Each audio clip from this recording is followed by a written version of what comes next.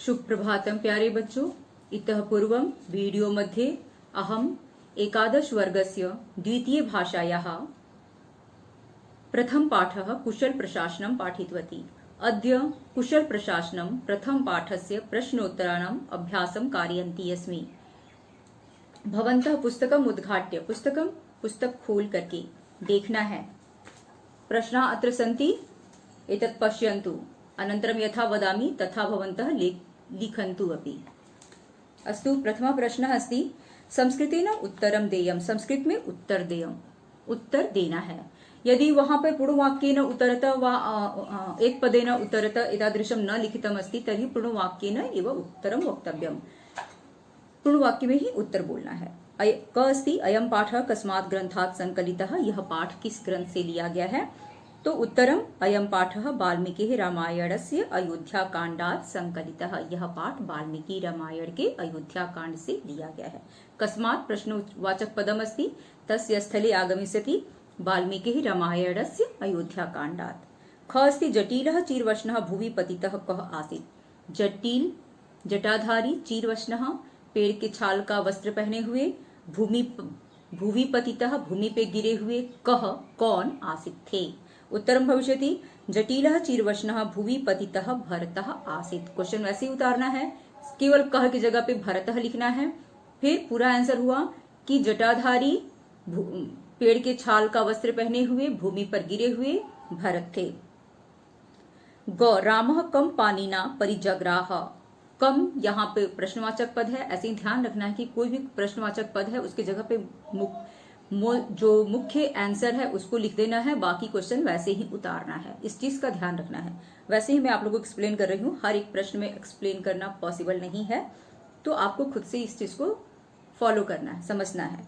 रामः कम पानिना परिजग्राह। कम प्रश्नवाचक पदम अस्ति। उत्तर अर्थ भविष्यति रामः, राम ने किसको, पानिना हाथों से परिजग्राह उठाया। तो रामः भरतम पानिना परिजग्राह। राम ने भरत को अपने हाथों से उठाया। घ अस्ति भरतम कह अपृच्छत। भरत को कह कौन, अपृच्छत पूछा। कह इति प्रश्नवाचक पदम अस्ति। उत्तरम भविष्यति भरतम भगवान रामः अपृच्छत। भरत को भगवान राम ने पूछा। राज्ञां विजय मूलम किम भवति। राजाओं के विजय का क्या होता है, क्या कारण होता है। किम इत्यस्य स्थले आगम, किम क्या इत्यस्य स्थले आगमिष्यति राज्ञां धूरैः अमात्यैः शास्त्रकोविदैः च सुसंवृत्तः मंत्रः विजय मूलम भवति। राजाओं का धूरैः, जो निपुण, जो श्रेष्ठ, अमात्य लोग हैं, मंत्री लोग हैं, शास्त्र कोविदैः, जिनको शास्त्रों का नॉलेज है, विद्याओं का नॉलेज है, जो पढ़े लिखे हैं, सुसंवृत्तः, उनके साथ बातचीत करना, मंत्रः विचार विमर्श करना, मंत्रणा करना, सुसंवृत्तः अच्छी तरह से, विजय मूलम भवति, विजय का कारण होता है। च अस्ति राज्ञः कृते कीदृशः अमात्यः क्षेमकरः भवेत्। राजा के लिए कैसे, कीदृशः किस तरह के, अमात्यः मंत्री जो हैं, क्षेमकरः भवेत् श्रेष्ठ होते हैं। तो उत्तरम राज्ञः कृते एकः अपि मेधावी शूरः दक्षः विचक्षणः च अमात्यः क्षेमकरः भवेत्। राजा के लिए एक भी यदि मेधावी, तेज, शूरः वीर, दक्षः निपुण, विचक्षणः कुशल विचक्षणः काम करने में कुशल, अमात्यः यदि मंत्री होते हैं, क्षेमकरः भवेत् विश्रेष्ठ होता है। छ अस्ति सेनापति कीदृक् गुणयुक्तः भवेत्। सेनापति को कैसे गुण वाला होना चाहिए। सेनापति हृष्टः शूरः शुचिः मतिमान कुलीनः च गुणयुक्तः भवेत्। सेनापति को हृष्टः किसी की बातों में न आने वाला, किसी के प्रभाव में न आने वाला, अपना कार्य सोच करके खुद से करने वाला। तो सेनापति धृष्टः शूरः शुचिः, शूरः वीर, शुचि पवित्र, किसी छल प्रपंची नहीं, पवित्र मनोभाव वाला, मतिमान बुद्धिमान, कुलीनः अच्छे संस्कारी घर से, च और गुणयुक्त होना चाहिए, इस तरह के गुणों से युक्त होना चाहिए। ज अस्ति बलेभ्यः यथा कालम किम दातव्यम। सैनिकों को समय पर क्या दे देना चाहिए। तो ये बलेभ्य यथा कालम भक्तम च वेतनम च दातव्यम। सेवकों को समय पर, महीना कंप्लीट हो जाने पर, यथा कालम समय हो जाने पर, भक्तम च वेतनम च, उनका जो वेतन है वो भरण पोषण के लिए वेतन दे देना चाहिए, दातव्यम दे देना चाहिए। मंत्रः कीदृशः भवति, मंत्र कैसे होते हैं, तो मंत्रः सुसंवृत्तः भवति, विचार करने योग्य, मंत्र जो होते हैं वो विचार करने योग्य होते हैं। यह अस्ति मेधावी अमात्यः राजानम काम प्रापयेत, मेधावी इंटेलिजेंट जो अमात्य होते हैं, मंत्री होते हैं, राजा को क्या दिलाते हैं, तो मेधावी अमात्यः राजानम श्रियम प्रापयेत, मेधावी अमात्य जो होते हैं राजा को सुख समृद्धि और ऐश्वर्य दिलाते हैं। द्वितीय प्रश्न अस्ति रिक्त स्थानम पूर्ति क्रियताम, रिक्त स्थानों की पूर्ति कीजिए। को अस्ति रामः ददर्श दूरदर्शम युगान्ते डैश यथा, डैश मध्ये आगमिष्यति भास्करम, रामः राम ने, ददर्श देखा, दूरदर्शम अत्यंत कठिनता से, युगान्ते युग के अंत में, वर्ष के अंत में, ठंडी का मौसम होता है, कोहरा छाया होता है, भास्करम यथा जैसे भास्कर को भास्कर भगवान भास्कर बहुत ही मुश्किल से दिखते हैं, भास्कर यानी रवि सूर्य बहुत मुश्किल से ठंडी के मौसम में दिखते हैं, वैसे ही उन्होंने बहुत ही दूर से किसी को देखा। खौसी अंके डैश आरोप्य रामः सादरम परे पृच्छत, डैश मध्य रिक्तस्थले आगमिष्यति भरतम, तो उत्तरम भविष्यति अंके भरतम आरोप्य रामः सादरम पर्य पृच्छत, अंक में गोद में भरत को बैठा करके राम ने सादर पूर्वक पूछा।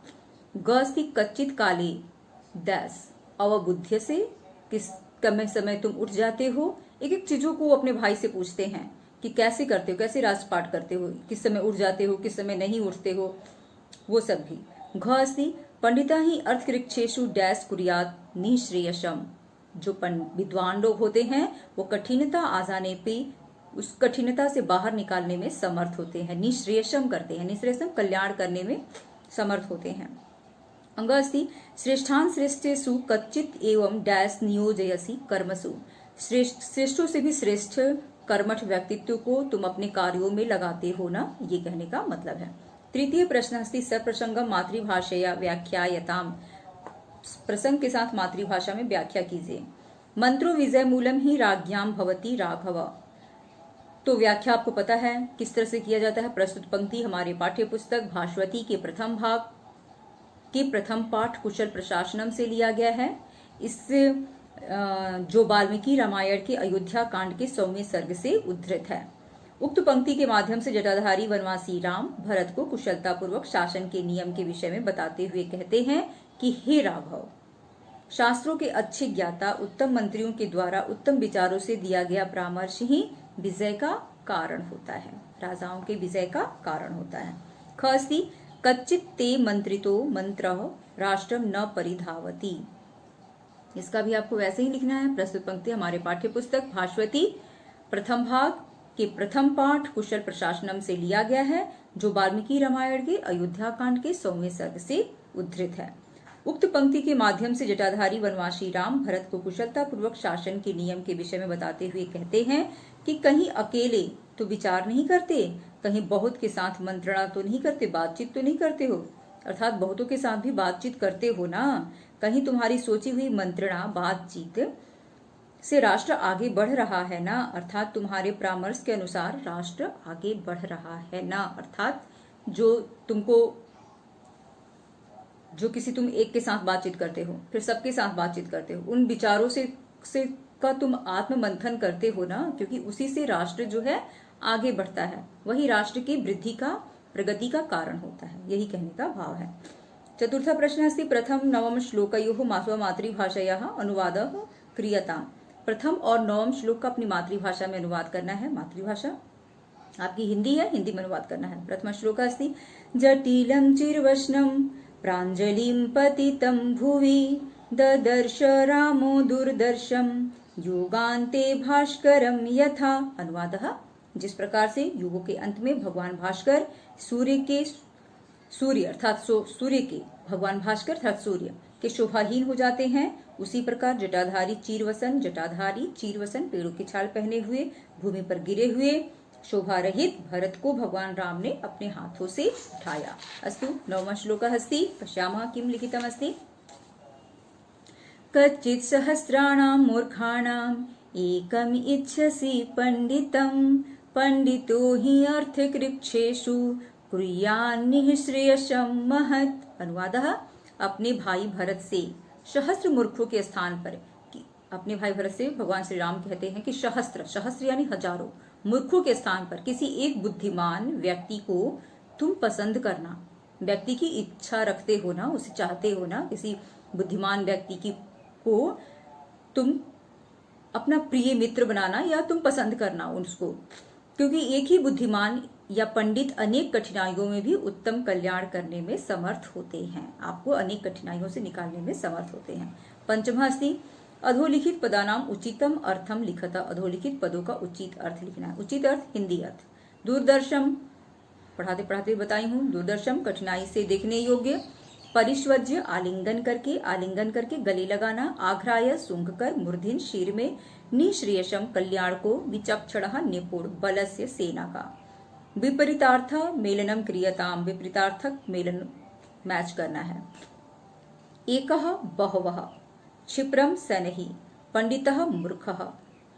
महत लघु, विपरीतार्थक समझते हैं, अपोजिट वर्ड्स को कहते हैं, विलोम पदों को कहते हैं, जो उसके अर्थ से अपोजिट अर्थ दे।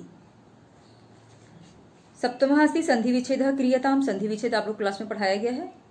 यहाँ पे जितने भी विसर्ग हैं उस विसर्ग के अनुसार यदि च आता है तो शकार आता है, विसर्ग का शकार लग जाता है। कुलीनश्च लिखितम अस्ति, कुलीनः प्लस च। भृत्याश्च, भृत्याः प्लस च। धृष्टश्च, धृष्टः प्लस च। अनुरक्तश्च, अनुरक्तः प्लस च। शूरश्च, शूरः प्लस च। अंतिमः अस्ति अष्टमः प्रकृति प्रत्यय च पृथक कुरुत। प्रकृति और प्रत्यय को अलग अलग करना है। बता दूं, सारे वीडियो में बताती हूँ, लेकिन इस वीडियो में बता रही हूँ कि प्रकृति मूल धातु के कहते हैं, प्रत्यय मूल धातु के बाद जो पद लगते हैं वो प्रत्यय कहलाते हैं, और इससे मूल धातु के अर्थ में परिवर्तन हो जाता है। कई बार प्रकृति और प्रत्यय में उपसर्गों को भी जोड़ा जाता है।